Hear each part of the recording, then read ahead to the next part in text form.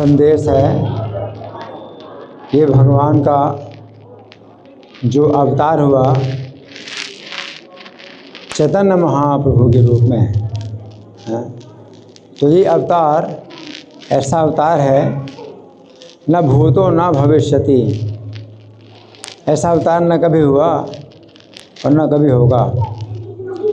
वैराग्य विद्या निज भक्ति योग शिक्षार्थ में कहा पुरुषः पुराणः श्री कृष्ण चैतन्य शरीरधारी कृपामुद्रिय शरणम प्रपत्ति।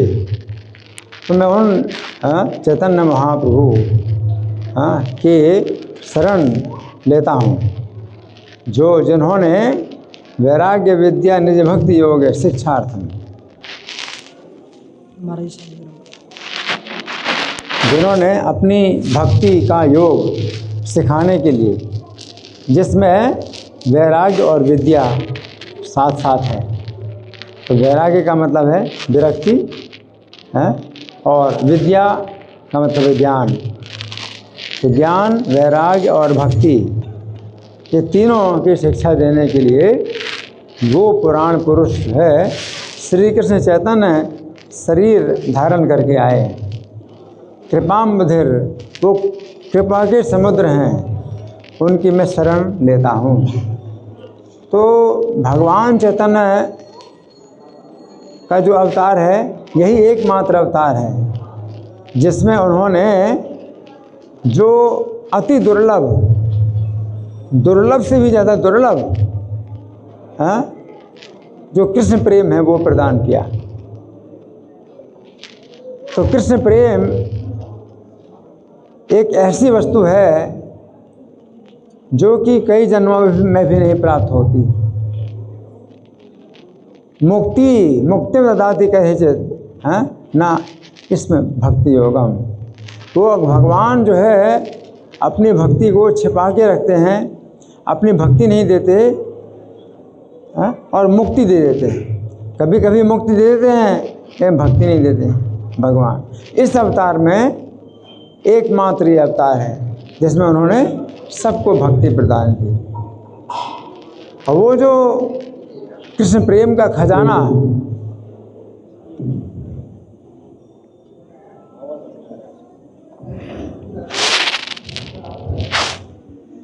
कृष्ण प्रेम का जो खजाना, जो कि दूसरे अवतारों में सील बंद था, नहीं मिला। कृष्ण प्रेम का खजाना दूसरे अवतारों में सील बंद था, सील लगी हुई थी, नहीं दिया। चैतन्य अवतार में उस सील को तोड़ दिया। कृष्ण प्रेम के खजाने की जो सील है वो तोड़ दी और लुटा दिया। तो ये जो है भगवान चैतन्य का अवतार है। चाहे सोचिए ये पशु पक्षी हैं, ये पशु पक्षी हैं, ये जो चित्र आप देख रहे हैं ये पशु पक्षी हैं और खूंखार जानवर भी हैं। इनको भी कृष्ण प्रेम प्रदान किया। झारखंड के जंगलों में गए तो वहाँ उस रास्ते में कोई मनुष्य नहीं था। बड़ा जो है खतरनाक जंगल था। उस जंगल में जो पशु पक्षी थे तो उनको जो है प्रेम प्रदान कर दिया। और प्रेम के कारण ये सब देखिए, हाथी भी हैं, शेर भी हैं, हरण भी हैं, सर्प है, मोर है, ये सब जो है कृष्ण प्रेम से जो है अभिभूत हो गए। तो ये जो अवतार है ये एक ऐसा विशेष अवतार है। तो ये जो कृष्ण प्रेम है ये भगवान की संपत्ति बहुत गुप्त है, जो कि बहुत सुरक्षित रूप से जो है ये छिपी हुई थी। लेकिन इस अवतार में कहा जाता है नमो महावदान्याय कृष्ण प्रेम प्रदायते कृष्णाय कृष्ण चैतन्य नामने गौरत्व से नमः। नमो महावदान्य, महावदान्य अवतार। ये चैतन्य महाप्रभु का जो अवतार है, यही एकमात्र ऐसा है जो महावदान्य है। वदान्य का मतलब है उदार, तो उदार से भी ज़्यादा महाउदार, महावदान्य। चैतन्य महाप्रभु कैसे हैं? महाउदार है ना। तो अन्य अवतारों में भगवान उदार हैं, लेकिन इस अवतार में भगवान क्या हैं? महाउदारी हैं। कैसे कहा जाएगा कि महाउदार हैं? कृष्ण प्रेम प्रदायते, कृष्ण प्रेम प्रदान करते हैं। तो कृष्ण प्रेम क्या चीज़ है? अगर विचार किया जाए तो कृष्ण प्रेम क्या चीज़ है? कृष्ण प्रेम जो है ये मुक्ति से भी ऊपर है, और मुक्ति बड़ी दुर्लभ होती है। ज्ञान विहीन सर्वमतेन मुक्ति न भजति जन्म सतेन। मुक्ति जल्दी से नहीं मिलती है। कुरुते गंगा सागर गमनम व्रत परिपालम अथवा दानम ज्ञान विहीना सर्वमतेन मुक्ति न भजति जन्म सतेन। हैं?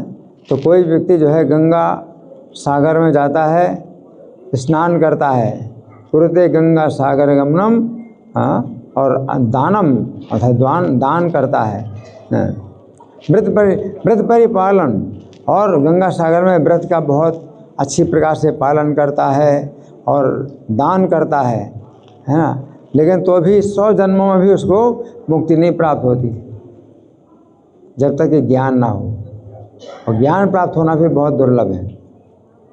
तो ज्ञान से जो है मुक्ति प्राप्त होती है ना। लेकिन मुक्ति जो है वो दासी है भक्ति देवी की। मुक्ति जो है भक्ति देवी की दासी है।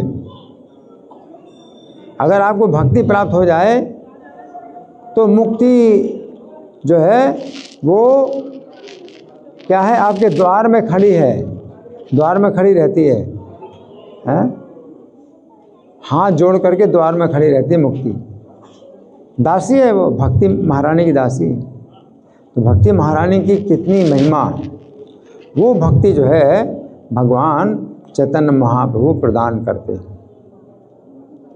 अब सोचिए कि ये पशु पक्षियों को प्रदान किया, नीच से नीच लोगों को भक्ति प्रदान कर दिया, अपना प्रेम प्रदान कर दिया, है ना। लेकिन फिर भी किनको नहीं मिला प्रेम? जो अपनी विद्वता के घमंड में अपना कुल, धन है, यौवन है, कुल है, इसके अभिमान में जो भरे रहे, उनको प्रेम नहीं प्राप्त हुआ। अन्यथा नीच से नीच और महानीच सबका जो है भगवान ने उद्धार कर दिया। तो चैतन्य महाप्रभु ने जो संन्यास लिया, तो उसमें एक कारण जो प्रभु जी बता रहे थे वो भी है कि विशाखा सखी ने उनको जो है शाप दिया। तो आध्यात्मिक जगत में वो शाप भी होता है, शाप भी दिया जाता है, लेकिन शाप भी जो है कैसा होता है? प्रेम का ही एक रूप है, प्रेम का ही रूप है। तो वो तो बहुत गहरी बात है। लेकिन भगवान जो है जब कलयुग में प्रकट होते हैं तो क्षत्रिय रूप में नहीं प्रकट होते, ब्राह्मण के रूप में प्रकट होते हैं। क्षत्रिय दूसरे अवतारों में, दूसरे युगों में भगवान क्षत्रिय रूप में प्रकट होते हैं, और प्रशासन में जो है वे प्रजा को जो है ये करते हैं, धर्म का प्रचार करते हैं। तो राजा का जो है कार्य होता है कि प्रजा में धर्म की जो है धार्मिक शासन करे, धर्म का जो है वो बल प्रयोग करे प्रजा को। तो ये राजा का कार्य होता है। लेकिन कलयुग में राजा अधार्मिक होते हैं, और भगवान कलयुग की रक्षा भी करते हैं। तो इसलिए भगवान क्षत्रिय रूप में नहीं आते, कलयुग में ब्राह्मण के रूप में आते हैं, हाँ, प्रचार करने के लिए। तो कलयुग में चूँकि राजा अधार्मिक होते हैं तो धर्म का प्रचार होगा ही नहीं। राजाओं के द्वारा, प्रशासन के द्वारा धर्म का प्रचार नहीं होता। इसलिए भगवान चैतन्य जो है कलयुग में चैतन्य महाप्रभु के रूप में आते हैं, तो प्रजा में धर्म का प्रचार करते हैं। और चैतन्य महाप्रभु की ये शिक्षा हम लोगों के लिए है, हम लोगों के लिए है चैतन्य महाप्रभु की शिक्षा। हाँ, जा रे देखा तारे कहो कृष्ण उपदेश, जिसको देखो उसको कृष्ण का उपदेश करो। तो चैतन्य महाप्रभु ने प्रशासन, हाँ, को नहीं बदला। भगवान है, भगवान चाहे तो प्रशासन बदल दें। जैसे द्वापर में भगवान ने जो है प्रशासन बदल दिया और पूरी पृथ्वी में युधिष्ठिर महाराज का जो है साम्राज्य स्थापित कर दिया। लेकिन कलयुग में भगवान प्रशासन को छेड़ते नहीं हैं। प्रशासन अधर्मी है और अधर्मी बना रहे, क्योंकि कलयुग की यही मांग है। तो कलयुग की आवश्यकता के अनुसार भगवान प्रशासन को छेड़ते नहीं हैं, प्रशासन अधार्मिक बना रहे, लेकिन वे जो है संकीर्तन आंदोलन को फैलाते हैं प्रजा में। और चैतन्य महाप्रभु के ही शिष्य परंपरा में 10वें आचार्य जो प्रभुपाद हुए, तो उन्होंने भी पूरी दुनिया में पब्लिक में जो है नाम का प्रचार किया। तो चैतन्य महाप्रभु जो है अगर प्रचार करने के लिए आते हैं तो फिर ज़रूरी है कि वे संन्यास धारण करें, तो सन्यासी का सम्मान होता है। भगवान चैतन्य कलयुग में जब अवतार लेते हैं तो वे अपने को गुप्त रखते हैं, अपना तत्व पब्लिक में नहीं बताते, पब्लिक को नहीं जनाते कि वे भगवान हैं। अब कोई अगर चैतन्य महाप्रभु भगवान नहीं जाने तो कैसे फिर लोग जो है उनकी शिक्षाओं का पालन करेंगे। तो भगवान उनको, माता जी पैर नहीं छूना, दूर से प्रणाम करना। तो भगवान जो है इस प्रचार को करने के लिए, ये प्रचार करने के लिए वे सन्यासी रूप धारण करते हैं। भगवान ही चाहते कि उनको भगवान के रूप में उनका सम्मान किया जाए, लेकिन किसी न किसी रूप में सम्मान करे अगर तो उनका लाभ होगा। तो भगवान चैतन्य जो है सन्यासी बन जाते हैं, और सन्यासी के कारण जो है हर कोई सन्यासी का सम्मान करता है। तो भगवान केवल यही चाहते थे कि जिस समय उनका अवतार काल है, अपने अवतार काल में वे पब्लिक में भगवान, अपने को भगवान नहीं जनाना चाहते हैं, केवल सन्यासी के रूप में। बातें नहीं, बिल्कुल शांत रहिए। तो भगवान जो है ये चाहते हैं कि उनका सम्मान किया जाए और वो जो है शिक्षा दें। तो सम्मान जो है पाने के लिए भगवान चैतन्य ने संन्यास धारण किया, है ना। सन्यासी जो है ये चारों वर्ण और चारों आश्रमों का गुरु होता है। चारों वर्णों का गुरु ब्राह्मण होता है, लेकिन ब्राह्मण का भी गुरु सन्यासी होता है। तो भगवान ने जो है इसलिए सन्यास धारण किया। और भगवान चैतन्य जब सन्यासी के रूप में आए तो ये बात निश्चित हो गई थी कि श्री कृष्ण सन्यासी के रूप में अवतार लेंगे। तो जितनी सखियाँ, जो ब्रज की जितनी सखियाँ हैं, जितनी स्त्रियाँ हैं, सब पुरुष रूप में आई भगवान की संगति करने के। अगर भगवान संन्यास लेंगे तो वो स्त्रियों से दूर रहेंगे। तो जितनी भी स्त्रियां हैं उनके पास रहने के लिए जरूरी है कि वो पुरुष रूप में आए। इसलिए राधा रानी पुरुष रूप में आई। किस नाम से? गदाधर पंडित के नाम से, है ना। और इसी प्रकार से सत्यभामा, तो सत्यभामा भी जो है पुरुष रूप में आई जगदानंद पंडित के नाम से हैं। और ललिता सखी तो पुरुष रूप में आई ये स्वरूप दामोदर गोस्वामी के नाम से।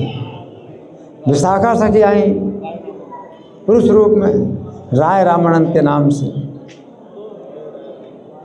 हैं। हाँ, खैर जो। और भगवान की सभी रानियाँ जो है, और भगवान की सखियाँ और मंजरियाँ, रूप मंजरी तो पुरुष रूप में आई रूप गोस्वामी के नाम से। उसी प्रकार से लवंग मंजरी, रति मंजरी हैं, तो ये सब मंजरियाँ जो है पुरुष रूप में आई हैं। तो भगवान चैतन्य जो है जब इस अवतार में संन्यास धारण करते हैं तो उनका जो है नाम आता है विष्णु सहस्त्र नाम में। विष्णु सहस्त्र में नाम आता है सुवर्ण वर्णो हेमांगो वरांगस चंदनांगदी संन्यास कृत क्षमा शांतो निष्ठा शांति परायणा। तो पहला नाम है उनका सुवर्ण वर्ण। सुवर्ण वर्ण का मतलब है कि श्री कृष्ण के नाम के जो सुंदर वर्ण हैं, यानी अक्षर, वर्ण का मतलब अक्षर। तो श्री कृष्ण के नाम के जो सुंदर अक्षर हैं उनका वर्णन करते हैं, कृष्ण नाम का हमेशा वर्णन करते हैं, इसलिए इनका नाम है सुवर्ण वर्ण। फिर दूसरा नाम है हेमांगो। हेमांगो का मतलब है जिनका शरीर सोने के जैसा है, तो इसलिए हेमांग उनका नाम है। सुवर्ण वर्णो हेमांगो। वरांगस, तीसरा नाम है वरांग। वर का मतलब है श्रेष्ठ और अंग का मतलब शरीर। तो इनका शरीर जो है बहुत ही श्रेष्ठ गठन है, शरीर के गठन बहुत सुंदर है। शरीर का जो है जो रंग है सोने के जैसा है वो तो अलग बात है, लेकिन शरीर की गठन बहुत सुंदर है, इसलिए वरांग कहा जाता है। वरांग चंदन अंगदी, और इनका एक नाम चंदन अंगदी है। अंगद का मतलब होता है बाजूबंद, और चंदन का मतलब चंदन की लकड़ी के बाजूबंद धारण करते हैं चैतन्य महाप्रभु, इसलिए चंदनांगदी।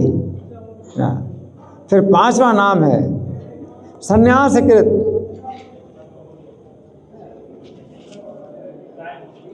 इन्होंने संन्यास धारण किया है, संन्यास कृत। फिर छठा नाम है समहा। समहा का मतलब है कि संन्यास जो धारण किया है वो बड़ा कठोर नियम है, संन्यास के बड़े कठोर नियमों का पालन करते हैं चैतन्य महाप्रभु। संन्यास के कठोर नियम, इतने कठोर नियम हैं कि अपने साथ कुछ रखना नहीं। ये भक्ति सेवा तो गोविंद घोष नाम के एक ब्रह्मचारी इनकी सेवा में थे। तो चैतन्य महाप्रभु जब भोजन करते थे तो भोजन के बाद अपने सेवक गोविंद घोष से मांगा करते थे हरित की, कि थोड़ा हरित की मुख शुद्धि के लिए हरित की दे। तो गोविंद घोष जो है किसी घर से हरित की मांग करके लाते थे और महाप्रभु को दिया करते थे। लेकिन एक बार उन्होंने सोचा कि महाप्रभु हमेशा हरित की मांगते हैं भोजन के बाद। तो उन्होंने क्या किया कि हरित की जब मांगने गए तो 2 टुकड़े ले ली। तो तो एक टुकड़ा तो महाप्रभु को दे दिया, एक टुकड़ा रख लिया अपने पास कि जब दोबारा मांगेंगे भगवान तो जाना नहीं पड़ेगा मांगने, निकाल के दे दूंगा।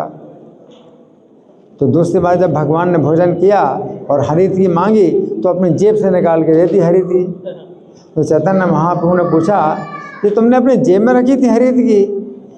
तो गोविंद घोष बोले कि महाप्रभु आप हर बार तो मांगते हैं, तो मैंने जेब में पहले से रख लिया था कि जब आप मांगोगे तो मैं दे दूंगा।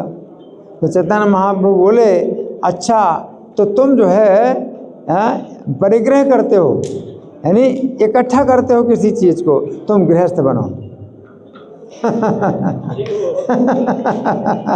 इतने कठोर सन्यासी हैं, इतने कठोर सन्यासी हैं कि किसी भी चीज़ को अपने साथ रखते नहीं हैं। तो गोविंद घोष को गृहस्थ बनना पड़ा। तो यहाँ पर वो बताया कि सन्यास के क्षमा सम, उनका एक नाम जो है सम भी है, कि मतलब जो भौतिक इच्छाएं हैं उनका जो है बहुत उन्होंने जो है नियंत्रित किया है, अपने साथ कुछ भी नहीं रखना। हम लोग हमेशा सोचते हैं कि अगले दिन के लिए जो है हम पहले से रख लें, परेशानी होगी। अगले दिन के लिए कुछ नहीं रखना है, इतना जो है इनका कठोर संन्यास। इसलिए समा ये उनका छठा नाम है। सातवां नाम है शांत। इनका नाम शांत है। शांत का मतलब है भगवान से बहुत आश्रित, भक्त के रूप में भगवान पर इतने आश्रित हैं कि वे जो है बिल्कुल जैसे बालक हो, बच्चा हो, उस प्रकार से आश्रित हैं।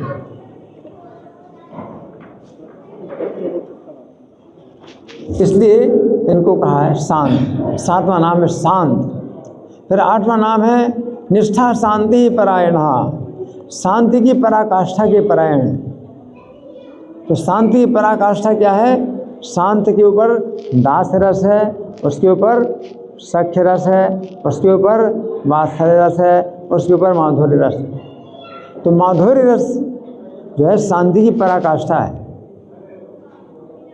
तो शांति की पराकाष्ठा है, माधुर्य रस की पराकाष्ठा के परायण है। तो माधुर्य रस जो राधा रानी का जो भाव है उसको जो है ये धारण करते हैं, राधा के भाव का आस्वादन करते हैं। इसलिए इनको कहा जाता है निष्ठा शांति परायणा, है ना। तो इनके अवतार की भविष्यवाणी विष्णु सहस्त्र नाम में संकेत मिलते हैं। 8 नाम में, विष्णु सहस्त्र नाम के 1000 नामों में से 8 नाम जो है चैतन्य महाप्रभु के संबंध में मिलते हैं। तो इस तरह से भगवान चैतन्य के अवतार की सूचना हमारे शास्त्रों में पहले से थी, लेकिन भगवान नहीं चाहते थे कि उनके अवतार के पहले किसी को पब्लिक में ये बात पता चले। तो इसलिए पब्लिक में उन्होंने नहीं जनाया कि वे भगवान हैं। सन्यासी के रूप में अपने को जनाया और शिक्षा दी हरि नाम कीर्तन की। लेकिन अवतार के बाद अब उनकी इच्छा है कि हर कोई जाने उनकी महिमा को कि वे भगवान हैं। इसलिए प्रभुपाद ने जो है चैतन्य चरितामृत के आधार पर चैतन्य महाप्रभु का जो है पूरी दुनिया में यश फैलाया। तो भगवान जिस अपने यश को अपने अवतार काल में छिपाए रहे, उसी यश को अब जो है पूरी दुनिया में फैलाया जा रहा है। अपने अवतार काल में भगवान चैतन्य अपने यश को नहीं फैलाते थे और मना करते थे कि किसी को नहीं बताना है। और वही भगवान चैतन्य जो है अब जो है उनका यश फैल रहा है, तो सब दिशाओं में उनका यश फैल रहा है। प्रभुपाद ने जो है पूरी दुनिया में इस्कॉन मंदिर बनवाए और चैतन्य महाप्रभु की पूजा करवाई और चैतन्य महाप्रभु का गुणगान किया। तो चैतन्य महाप्रभु का जन्म दिवस, आविर्भाव दिवस 14 मार्च को आने वाला है। उस उपलक्ष्य में हम जितने भी कक्षाएं होंगी शाम की, तो गौर कथा की ही कक्षा होगी। श्री चैतन्य महाप्रभु आविर्भाव तिथि महामहोत्सव की जय।